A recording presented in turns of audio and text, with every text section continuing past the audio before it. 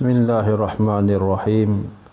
Para sahabat Al-Hidayah yang dirahmati Allah Subhanahu Wa Taala sekalian, bersiaran kita pada kali ini bagi mengambil iktibar pedoman dari kisah sahabat Nabi sallallahu alaihi wasallam. Tak kala mereka ditemukan oleh Allah Subhanahu Wa Taala dengan kekayaan yang begitu mendadak, sekelip mata mereka memperolehi khazanah-khazanah yang begitu besar. Bagaimanakah amalan mereka? Bagaimanakah mereka menjana uruskan kekayaan tersebut? Bagaimanakah perasaan mereka? Bagaimanakah keputusan yang mereka telah ambil? Amalan apakah yang telah menyampaikan mereka sehingga khazanah langit dan bumi datang menyembah di kaki-kaki mereka? Sama-sama kita semak video ini sampai akhir agar kefahaman yang benar. Dan jangan lupa sahabat-sahabat sekalian, subscribe dan tekan tombol loncengnya, juga like dan share.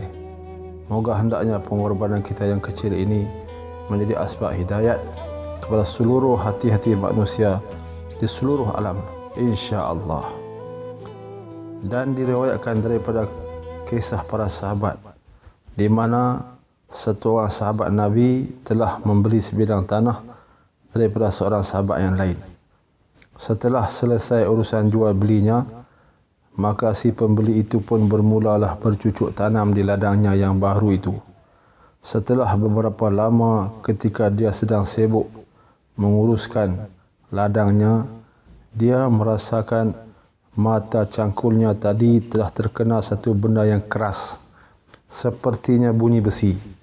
Hentakan cangkulnya mengenai besi, dan sahabat yang mulia ini telah menggali lebih dalam lagi.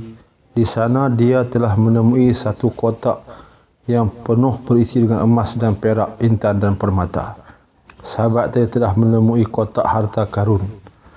Maka di sini keadaannya, satu orang hamba Allah yang benar-benar beriman, yang benar-benar meyakini bahawa tiada ada yang boleh memberi manfaat, tiada yang boleh memberi mudarat malaikat Allah Subhanahu Wa Taala.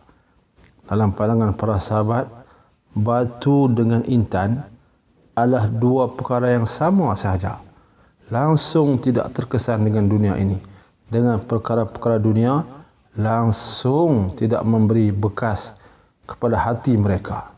Di sinilah kunci kejayaan para sahabat dunia dan akhirat. Kejayaan yang diiktiraf oleh Allah Subhanahu Wa Taala di dalam Al-Quran. Maka sahabat ini telah mengambil kotak tersebut. Lalu dengan pantas dia menuju mencari sahabat yang telah menjualkan tanah itu kepadanya dahulu, yang ditemui di rumah beliau. Tuan rumah tersebut begitu senang hati kerana dia telah diziarahi oleh sahabatnya. Marhaban, marhaban, marhaban ya akhi fillah, marhaban. Maka tetamu yang datang itu telah menyerahkan kotak itu kepada tuan rumah tersebut. Wahai saudaraku, daku telah menemui kotak ini dan di dalamnya penuh berisi emas dan perak, intan permata. Aku telah menemuinya di tanah yang telah engkau jualkan kepada aku dahulu. Dan sesungguhnya aku hanya membeli tanahnya. Aku tidak membeli apa-apa yang ada di dalam tanah tersebut. Ambillah saudaraku, aku kembalikannya kepada dikau. Maka tuan rumah tersebut terkejut, sangat terkejut. Wahai saudaraku, sesungguhnya aku telah pun menjualkan tanahku itu kepadamu. Maka tanah itu dan apa-apa yang ada di dalam tanah itu adalah hak kamu sepenuhnya. Aku tidak lagi berhak atas apa-apa pun dari tanah tersebut, baik dari atasnya maupun daripada bawahnya, saudaraku. Itu adalah kepunyaan kamu, saudaraku. Tidak sahabatku, tidak. Aku hanya membeli tanah. Aku tidak berhak atas apa yang ada di dalam tanah itu. Ya Allah, ya Rabbi, beginilah hati-hati insan yang penuh takluk kepada Allah Ta'ala. Tiada ada sesiapa pun yang berkeinginan terhadap khazanah-khazanah yang begitu bernilai. Kedua-duanya menolak. Kedua-duanya tidak berhajat. Hakikat sebenarnya kedua-duanya memahami yang datang itu bukanlah satu benda yang membawa kebaikan yang banyak. Dalam pandangan sahabat Nabi sallallahu alaihi wasallam, apabila benda-benda dunia datang, mereka begitu takut kalau yang datang itu bersamanya ada fitnah yang besar. Akan tetapi, jikalau kemiskinan menghampiri mereka, mereka akan tersenyum kerana ciri-ciri kehidupan kekasih mereka, Rasulullah sallallahu alaihi wasallam, sedang menghampiri mereka. Inilah tujuan hidupnya mereka dan inilah maksud kehidupan mereka. Kerana inilah Allah Subhanahu wa taala telah memuliakan mereka di dunia dan di akhirat. Wahai saudaraku, kalau beginilah keadaannya, marilah kita bersama-sama mengadu kepada Tuan Hakim. Dialah yang akan buat keputusan untuk apa kita perlu lakukan ke atas khazanah ini. Maka keduanya menuju kepada pejabat hakim. Maka hakim telah menyambut kedatangan mereka dan Tuan Hakim telah berkata, untuk perkara yang sekecil ini, wahai sahabatku, kamu telah datang kepadaku. Kecil bagi mereka dan pandangan mereka ini hampir sama. Bahkan fikir mereka, risau mereka sama. Mereka berusaha sedaya upaya untuk mengolah setiap juzuk kehidupan mereka agar bertepatan dengan cara hidup Nabi sallallahu alaihi wasallam. Kerana inilah sahabat telah berjaya. Diisytiharkan kejayaan mereka itu sebelum mereka mati lagi.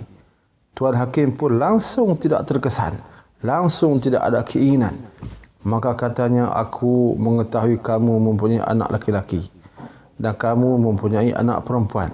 Di sini aku mencadangkan agar dikahwinkan mereka berdua ini dan diserahkan harta khazanah ini kepada mereka untuk mereka urus gunakan.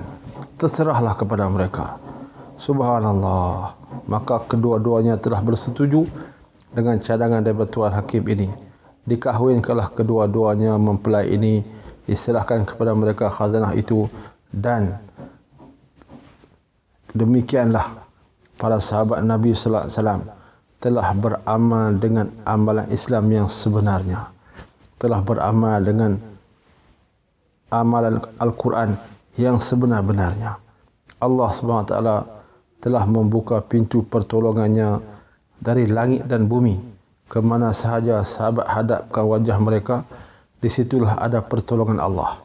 Bila Allah telah memberi pertolongan, bila Allah telah nusrah dalam urusan-urusan hamba-hambanya, tiada ada satu kerajaan pun yang boleh menghalang kehendak Allah Ta'ala. Hakikat yang sebenar, kita ini sebagai orang Islam, kita ini mempunyai satu kelebihan yang tidak ada pada orang yang bukan Islam. Tetapi sayangnya, kelebihan yang memang telah ada itu tidak dimanfaatkan sebagaimana sepatutnya. Berazam dan berniatlah sedaya upaya mungkin kita akan berusaha untuk mengamalkan agama yang sempurna, insya-Allah. Allah Ta'ala yang sama yang telah mengurniakan kepada sahabat ketinggian lagi kemuliaan. Allah Ta'ala yang sama yang telah membantu mereka. Allah Ta'ala yang sama yang memudahkan segala urusan-urusan keperluan mereka. Allah yang sama akan bantu kita. Allah yang sama akan menolong kita. Allah yang sama akan mempermudahkan segala keinginan kita semua, insya-Allah. Wallahu alam. Demikianlah para sahabat sekalian, semoga ianya bermanfaat. Bertemu dan berpisah kita ini semata-mata kerana Allah. Doakan kebaikan untuk seluruh umat. Bersua lagi di siaran yang akan datang. Salam hormat, salam kasih sayang, salam umat Nabi sallallahu alaihi wasallam. Assalamualaikum.